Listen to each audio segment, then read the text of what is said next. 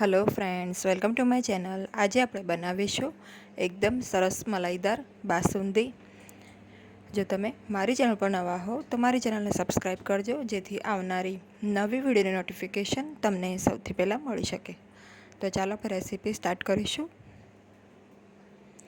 સૌ પ્રથમ અહીંયા મેં 1.5 લીટર ફૂલ ફેટ મિલ્ક લીધું છે.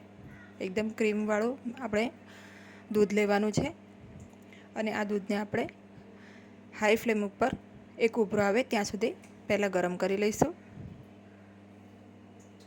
તો હવે તમે જોઈ શકો છો, સરસ ઉભરો આવી ગયો છે આપણા દૂધમાં. હવે આપણે ગેસની ફ્લેમને લો કરી દઈશું અને આ રીતે હલાવતા જઈને આપણે દૂધને બાળવાનું છે.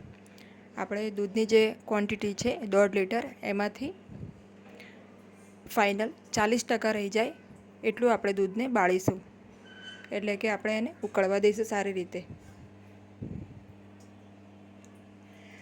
તો વચ્ચે વચ્ચે આપણે ગેસની ફ્લેમને મીડિયમ કરતું જવાનું, લો કરતું જવાનું અને આ રીતે દૂધને રિડ્યુસ કરતું રહેવાનું. સાથે સાથે આપણે જે કિનારી ઉપર મલાઈ ચોંટે છે એને ચમચા વડે કાઢીને આ રીતે દૂધમાં મિક્સ કરતું રહેવાનું. તો આ બાસુંદી બનાવવાની આ જે રીત છે એકદમ ટ્રેડિશનલ છે, એકદમ ઓરિજિનલ છે. આમાં કોઈ આપણે કોર્નફ્લાવર નથી નાખવાનો, કસ્ટર્ડ પાવડર નથી નાખવાનો. આ રીતે દૂધની મલાઈ જેમ ઉપર આવે તો એને આપણે આ રીતે સાઈડમાં કરી લેવાનું. અત્યારે ગેસની ફ્લેમ મેં મીડિયમ રાખી છે.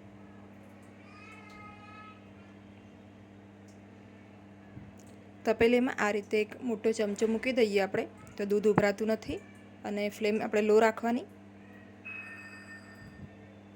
આ રીતે મલાઈ મિક્સ કરતા જવાનું.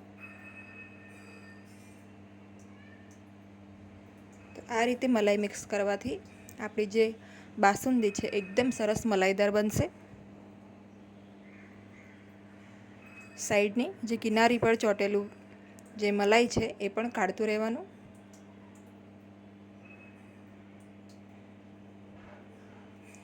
આ રીતે મલાઈ સાઈડમાં કરશો તો બીજી નવી મલાઈ તરત તમને આ રીતે બનતી જોવા મળશે.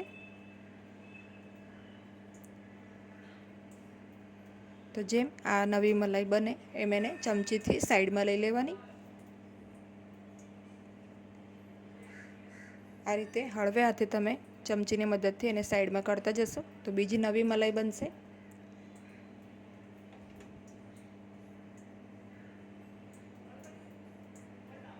આ જ રીતે આપણે મલાઈને સાઈડમાં કરતું જવાનું છે. તો અહીંયા મેં ડ્રાયફ્રૂટ્સ લીધા છે, પિસ્તા, કાજુ અને બદામ લીધા છે, એની કતરણ કરી લીધી છે. તો અહીંયા મેં ત્રણેય વસ્તુ 2-2 ટેબલ સ્પૂન લીધી છે, એટલે ટોટલ 6 ટેબલ સ્પૂન જેટલી આપણી ડ્રાયફ્રૂટ્સ છે. ડ્રાયફ્રૂટ તમે તમારા ઈચ્છા પ્રમાણે જે તમારે નાખવા હોય તમે નાખી શકો છો અને એનું માપ પણ તમે તમારી ઈચ્છા પ્રમાણે ઓછું અથવા તો વધારે કરી શકો છો. તો અત્યારે દૂધ 30થી 40% જેટલું રિડ્યુસ થઈ ગયું છે. ત્યારબાદ આપણે ડ્રાયફ્રૂટ નાખવાના છે અને હજી આપણે આ દૂધને ઘટ્ટ કરવાનું છે.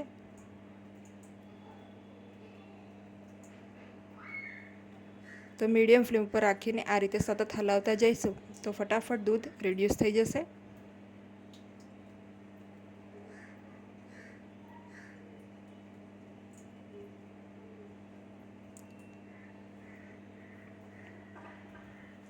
આપણે જ્યારે દૂધ ગરમ કરવા મૂકીએ ત્યારે તપેલીમાં થોડું પાણી નાખી દેવાનું, 2-3 ટેબલ સ્પૂન જેટલું, અને પછી એમાં દૂધ એડ કરીને આપણે ગરમ કરવા મૂકીશું તો જે દૂધ છે બાસુંદીનું એ નીચે ચોંટશે નહીં.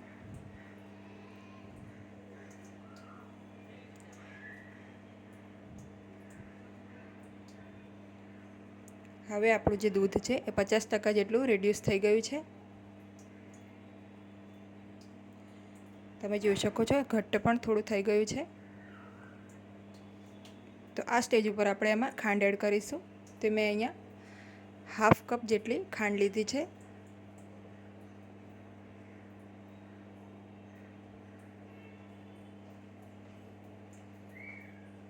ખાંડ નાખ્યા બાદ બરાબર મિક્સ કરી લઈશું આપણે.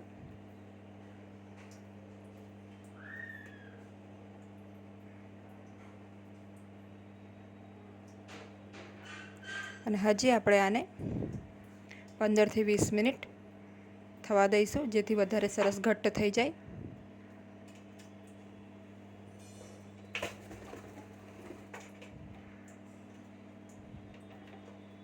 તો હવે આપણે આને લો ફ્લેમ ઉપર રાખીને 15 થી 20 મિનિટ હજી એને ઉકળવા દઈશું.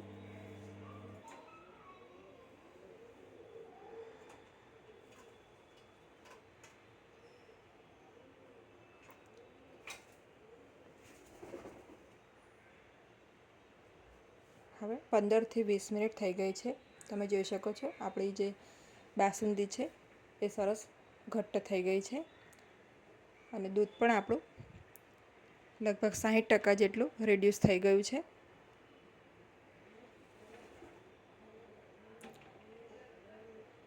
તો હવે આપણે ગેસની ફ્લેમને બંધ કરી દઈશું અને આ બાસુંદીને રૂમ ટેમ્પરેચર ઉપર આવવા દઈશું.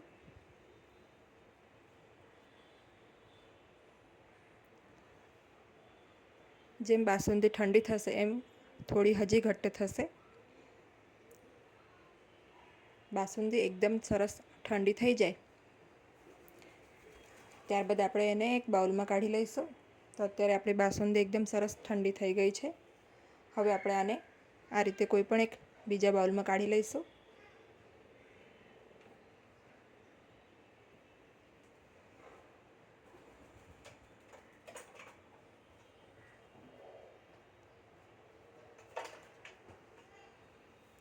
હવે આપણે આ બાઉલને ફ્રીજમાં 2 થી 3 કલાક માટે મૂકી દઈશું, જેથી સરસ ઠંડી થઈ જાય આપણી બાસુંદી.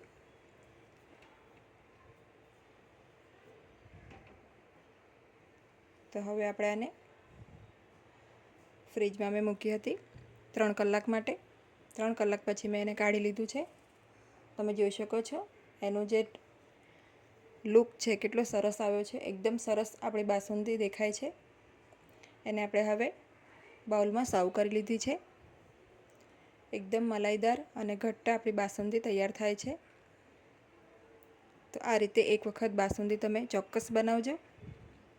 જો તમને મારી આજની આ રેસીપી ગમી હોય તો વિડીયોને લાઈક અને શેર કરજો અને મારી ચેનલને સબસ્ક્રાઈબ કરજો. Thanks for watching.